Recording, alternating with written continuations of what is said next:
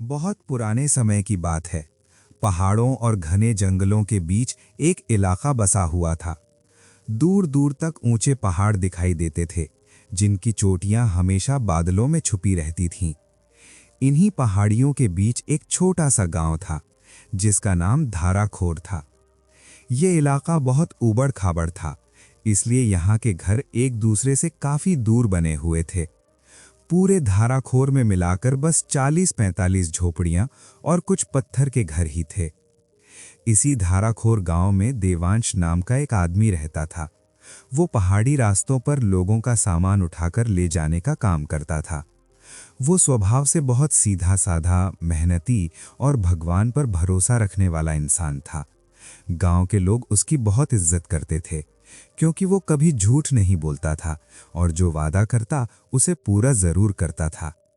भगवान ने उसे 5 बच्चे दिए थे। उसकी पत्नी भी बहुत समझदार और शांत रहने वाली औरत थी, जो घर और बच्चों का पूरा ध्यान रखती थी। लेकिन देवांश की उम्र अभी ज्यादा नहीं हुई थी कि उसकी जिंदगी में बहुत बड़ा दुख आ गया। सर्दियों के मौसम में उसकी पत्नी को तेज बुखार हो गया और उसे सीने की बीमारी भी लग गई। पहाड़ों में रास्ते बंद थे और इलाज की कोई अच्छी सुविधा नहीं थी। आसपास के जानकारों को दिखाया गया, देसी दवाएं भी दी गईं, लेकिन किसी से कोई फायदा नहीं हुआ। अस्पताल ले जाने से पहले ही उसकी पत्नी इस दुनिया को छोड़कर चली गई। उस दिन के बाद देवांश की जिंदगी पूरी तरह बदल गई। देवांश के 5 बच्चे बहुत छोटे थे। 3 बेटे और 2 बेटियां थीं। सबसे बड़ी बेटी की उम्र सिर्फ 12 साल थी। अब देवांश को माँ और बाप दोनों की जिम्मेदारी निभानी पड़ी। वो रोज सुबह जल्दी उठता, घर के सारे काम करता, बच्चों के लिए खाना बनाता, उन्हें समझा बुझाकर घर में रहने को कहता और फिर काम की तलाश में निकल जाता। गांव के कुछ लोगों ने देवांश को दूसरी शादी करने की सलाह भी दी, लेकिन उसने साफ मना कर दिया। उसके दिल में अब भी अपनी पत्नी की याद बसी हुई थी। वो दिन रात मेहनत करता था, लेकिन कमाई इतनी ही होती थी कि किसी तरह 2 वक्त का खाना चल पाता था। शुरू में गांव वालों ने थोड़ी बहुत मदद की, मगर कोई हमेशा साथ नहीं दे सकता था। देवांश भी समझ गया था कि जब तक वो कुछ नया नहीं करेगा, हालात नहीं बदलेंगे। तब उसने सोचा कि इस छोटे से गांव में काम बहुत कम है। हर दिन किसी को सामान ढोने की जरूरत भी नहीं पड़ती। इसलिए उसने फैसला किया कि वो किसी दूसरे इलाके में जाकर काम करेगा। धाराखोर से लगभग 6 मील नीचे पहाड़ के उस पार एक बड़ा गांव था। वहां लोग ज्यादा रहते थे और काम भी ज्यादा मिलता था। उन दिनों पहाड़ी रास्तों पर कोई गाड़ी नहीं चलती थी। देवांश रोज सुबह जल्दी उठता, बच्चों को खाना खिलाता, पास पड़ोस के 2-4 लोगों से कह देता कि बच्चों पर थोड़ा ध्यान रखें, और फिर अपना छोटा सा थैला उठाकर जंगल के रास्ते निकल पड़ता। पहाड़ से नीचे उतरते समय उसे एक छोटी सी नदी पार करनी पड़ती थी। फिर घने जंगल से होकर करीब 2 मील चलने के बाद वो उस बड़े गांव में पहुंचता था। उस बड़े गांव में काम करने से देवांश की हालत धीरे धीरे बेहतर होने लगी। मेहनत ज्यादा थी, लेकिन कमाई पहले से अच्छी हो गई थी। रोज आना जाना सबसे मुश्किल काम था, मगर कुछ महीनों में उसे इसकी आदत पड़ गई। देखते ही देखते 5 महीने निकल गए। एक शाम जब देवांश काम खत्म करके वापस धाराखोर लौट रहा था, नदी पार करने के बाद जैसे ही वो जंगल के रास्ते पर पहुंचा, उसकी नजर एक पुराने पेड़ पर पड़ी।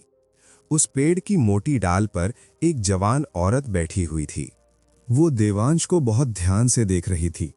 उसका चेहरा अजीब तरह से चमक रहा था। देवांश डर गया और तेज तेज कदमों से आगे बढ़ने लगा। तभी पीछे से एक भारी और ठहरी हुई आवाज सुनाई दी, देवांश, जरा रुक जाओ। वो चाहकर भी खुद को रोक नहीं पाया। तभी वो औरत फुर्ती से पेड़ से नीचे उतरी और सीधे उसके सामने आ खड़ी हुई। देवांश डर गया और घबरा कर बोला, तुम कौन हो और मुझसे क्या चाहती हो? औरत ने हल्की सी मुस्कान के साथ कहा, मेरा नाम तारा है, मैं यहीं पास के छाया गांव की रहने वाली हूं। ये सुनकर देवांश के मन में अजीब सा ख्याल आया। उसने सोचा कि इस नाम का कोई गांव उसने कभी नहीं सुना। आसपास के सारे रास्ते और बस्तियां वो अच्छे से जानता था। यही सोचकर उसने कहा, मुझे ऐसे किसी गांव के बारे में कुछ भी पता नहीं है। तारा ने बहुत शांति से जवाब दिया, गांव तो यही है, बस तुम्हारी नजर वहां तक नहीं जाती। देवांश ने जल्दी में कहा, देखो मेरे बच्चे घर पर मेरा इंतजार कर रहे हैं, मुझे जल्दी पहुंचना है, अभी बात करने का समय नहीं है। इतना कहकर वो आगे बढ़ गया। घर पहुंचकर उसने बच्चों के लिए खाना बनाया, उन्हें प्यार से सुलाया और खुद भी बहुत थक कर लेट गया। उस अजीब औरत की बातें उसने ज्यादा मन में नहीं रखीं। अगले 2-3 दिनों तक वो उसे रास्ते में कहीं नहीं दिखी। अब दिन जल्दी ढलने लगे थे, इसलिए देवांश अपने साथ एक छोटी सी लालटेन मखने लगा। 5वें दिन उसी जगह पर वही औरत फिर दिखाई दी। इस बार लालटेन की पीली रोशनी में उसका चेहरा कुछ बदला बदला और थोड़ा डरावना सा लग रहा था। एक पल के लिए देवांश के दिल में डर बैठ गया। उसने कहा, मेरा रास्ता छोड़ो, इस वक्त यहां क्या कर रही हो? तारा ने शांत आवाज में कहा, मुझे कोई रोक नहीं सकता, मैं तुम्हें दिल से पसंद करती हूं। कई हफ्तों से तुम्हें इसी रास्ते से आते जाते देख रही हूं। देवांश ने थके हुए स्वर में कहा, मेरे 5 बच्चे हैं, मेरे पास इन बातों के लिए बिल्कुल समय नहीं है। तारा बोली, मुझे सब पता है, बस ये बताओ क्या तुम मेरा साथ अपनाओगे? ये सुनते ही देवांश चौंक गया। उसने साफ शब्दों में कहा, मैं तुम्हें जानता तक नहीं हूं, बच्चों का पेट पालना ही मेरे लिए बहुत मुश्किल है, मैं कोई नया बोझ नहीं उठा सकता। तारा ने बस इतना कहा, सोच लेना, मैं तुम्हें यहीं मिलती रहूंगी। इतना कहकर वो धीरे धीरे पेड़ों की छाया में गायब हो गई। देवांश बुदबुदाता हुआ अपने रास्ते घर की ओर चल पड़ा।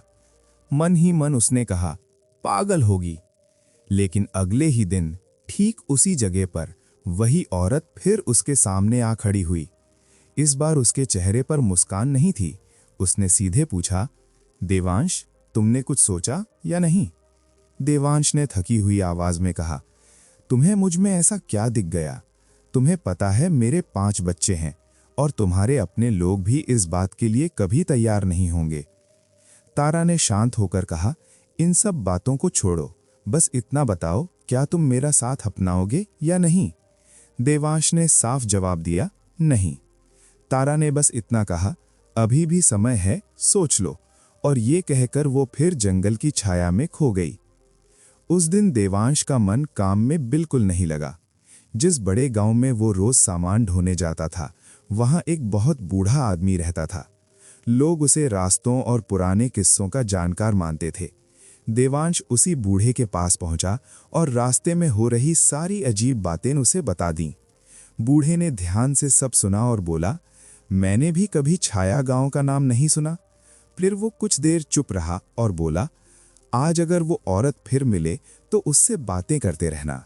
बूढ़े ने देवांश से कहा, ध्यान से देखना कि वो औरत पल भर के लिए भी आंखें झपकाती है या नहीं, और अगर मौका मिले तो उसके पैरों की दिशा पर भी नजर रखना। कल आकर मुझे सब कुछ बताना। इतना कहकर बूढ़ा गहरी सोच में डूब गया। शाम होते ही देवांश वापस अपने गांव की ओर चल पड़ा। नदी पार करते ही उसी पुराने पेड़ पर तारा बैठी हुई दिख गई। देवांश ने उसे ध्यान से देखना शुरू कर दिया। तारा पेड़ से नीचे उतरी और मीठी आवाज में बोली, आज तुम देर से आए हो? देवांश ने खुद को संभालते हुए कहा, काम ज्यादा था। वो उसकी आंखों में ध्यान से देखने लगा। उसकी आंखों में अजीब सी चमक थी, जैसे अंदर कोई डर छुपा हो। एक पल के लिए देवांश को चक्कर सा आया। फिर उसने नीचे देखने की कोशिश की, लेकिन उसके लंबे कपड़ों की वजह से उसके पैर साफ दिखाई नहीं दिए। अचानक देवांश के दिमाग में एक तरकीब आई। उसने झूठी खुशी दिखाते हुए कहा, मैं आज तुम्हारे लिए एक चीज लाया हूं। ये कहते हुए उसने अपने थैले में हाथ डालकर कुछ ढूंढने का नाटक किया। तारा खुशी से झुक गई और बोली, दिखाओ ना, क्या लाए हो? उसी पल देवांश ने मौका देखकर उसके चेहरे के पास लटकती हुई बालों की एक लट को झट से काट लिया। तारा जोर से चीख पड़ी। पल भर में उसका रूप बदल गया। उसकी आवाज भारी और डरावनी हो गई। वो रोते हुए बोली, तुमने मेरे साथ धोखा किया। मेरे भरोसे का फायदा उठाया। देवांश का दिल जोर जोर से धड़कने लगा। फिर भी उसने हिम्मत करके कहा, पहले अपने बारे में सच बताओ। कुछ ही पलों में तारा फिर से शांत और सुंदर रूप में आ गई। उसने कहा, मेरा नाम तारा ही है। मैं छाया लोक की यात्री हूं। एक दिन भटकते हुए मैं इस रास्ते पर आ गई थी। मैंने तुम्हें रोज इस अकेले रास्ते से गुजरते देखा और मेरा मन तुमसे जुड़ गया। अब मैं तुम्हारे बंधन में हूं। बताओ, मैं तुम्हारे लिए क्या करूं? देवांश ने गहरी सांस ली और बोला, अब मुझे तुमसे डर नहीं लगता। मैं तुम्हें अपने साथ घर ले जा सकता हूं। ये कहकर वो चुप हो गया। चारों तरफ जंगल की हवा और भी भारी लगने लगी। फिर देवांश ने साफ साफ कहा, मेरे बच्चों के सामने तुम कभी अपना असली रूप नहीं दिखाओगी। वे तुम्हें एक साधारण इंसान ही समझें। कोई अजीब हरकत नहीं करनी है और न ही ऐसी कोई बात जिससे लोगों को शक हो। अगर ये राज बाहर गया तो तुम जानती हो फिर क्या होगा। तारा ने सिर झुकाकर कहा, मैं सब समझती हूं। अगर तुमने वो बंधन भी न लगाया होता तब भी मैं तुम्हारी हर बात मानती। मुझे तुम्हारे साथ चलना मंजूर है। देवांश ने ठंडी आवाज में कहा, हमारे बीच कोई रिश्ता नहीं है। अपने मन में कोई और बात मत लाना। तारा ने धीरे से कहा, जैसा तुम चाहो। दोनों साथ साथ धाराखोर की ओर चल पड़े। घर पहुंचते ही देवांश की सबसे बड़ी बेटी ने पूछा, बापू, ये कौन है? देवांश ने एक पल सोचा और कहा, बेटा, ये अब तुम्हारी माँ है। माँ का नाम सुनते ही बच्चे खुशी से उछल पड़े। बहुत दिनों बाद घर में किसी औरत का होना उन्हें अच्छा लग रहा था। जैसे ही देवांश चूल्हे की ओर बढ़ा, तारा ने उसे रोकते हुए कहा, आज से तुम्हें ये सब करने की जरूरत नहीं है। घर का सारा काम मैं संभाल लूंगी। सच में इसके बाद देवांश की जिंदगी बदलने लगी। घर अपने आप साफ और ठीक रहने लगा। बच्चों को समय पर खाना मिलने लगा, कपड़े धुले रहते और सुबह वे साफ सुथरे होकर बाहर निकलते। देवांश ने बच्चों को सख्त समझाया कि वे माँ के बारे में किसी से कुछ न कहें। बाहर के लोग बस इतना देखते थे कि जिन बच्चों की माँ बहुत पहले मर चुकी थी, वे अब पहले से ज्यादा संभले हुए और खुश दिखते थे। असल बात यह थी कि तारा हर किसी को दिखाई नहीं देती थी। वो सिर्फ घर की चार दीवारी के अंदर ही रहती थी। कई बार वो उदास हो जाती थी क्योंकि अब वो अपने जैसे लोगों के बीच वापस नहीं जा सकती थी। देवांश ने जिस चीज से उसे बांध रखा था, उसे एक बर्तन में रखकर घर की दीवार के पास मिट्टी में दबा दिया था। समय धीरे धीरे बीतता चला गया। बच्चे धीरे धीरे बड़े होने लगे। लोग उनसे तरह तरह के सवाल पूछने लगे। तुम रोज इतने अच्छे से तैयार कैसे रहते हो? घर का सारा काम कौन करता है? बच्चे अपनी सादगी में साफ साफ कह देते, हमारी माँ। ये सुनकर लोगों को बहुत हैरानी होती थी, क्योंकि पूरे गांव को पता था कि देवांश की पत्नी को गुजरे हुए कई साल हो चुके हैं। एक शाम पास की एक औरत ने चुपचाप घर की ओर झांककर सच जानने की कोशिश की। उसी समय उससे बहुत बड़ी गलती हो गई। उसने रसोई में तारा को काम करते हुए देखा, लेकिन उसके पैर जमीन पर ठीक से टिके हुए नहीं थे। डर के मारे वो औरत वहीं बेहोश होकर गिर पड़ी। जब उसे होश आया तो उसने अपने पति को सब कुछ बता दिया। पति ने कहा, अगर ये बात झूठी निकली तो लोग हमें पागल समझेंगे। लेकिन वो औरत कसम खाकर कहती रही कि उसने जो देखा वो बिल्कुल सच था। कुछ दिनों तक वो पति पत्नी छिपकर देवांश के घर की तरफ नजर रखते रहे। एक दिन उस आदमी ने भी वही अजीब दृश्य देख लिया। इसके बाद ये बात पूरे धाराखोर गांव में फैल गई। लोग देवांश के घर को अजीब अजीब नामों से बुलाने लगे। जब ये बातें देवांश तक पहुंची तो वो बहुत घबरा गया। घर आकर उसने तारा से कहा, मैंने तुम्हें साफ कहा था कि किसी के सामने मत दिखना। अब लोग तरह तरह की बातें बना रहे हैं।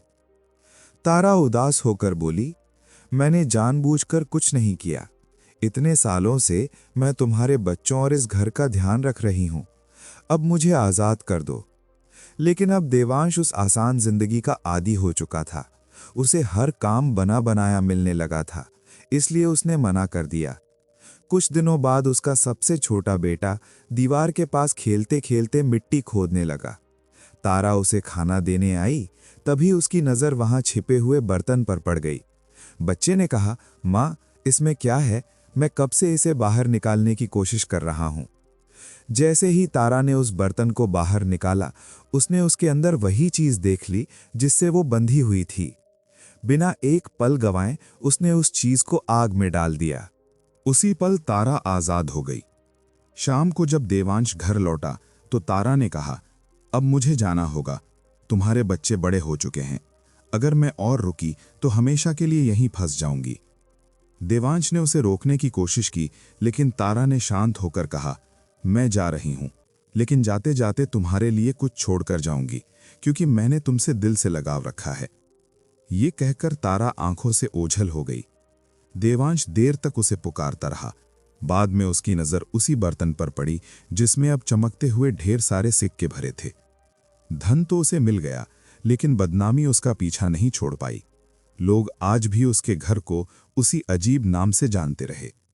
आखिरकार देवांश ने वो जगह छोड़ दी और अपने बच्चों के साथ शहर जाकर नई जिंदगी शुरू कर ली।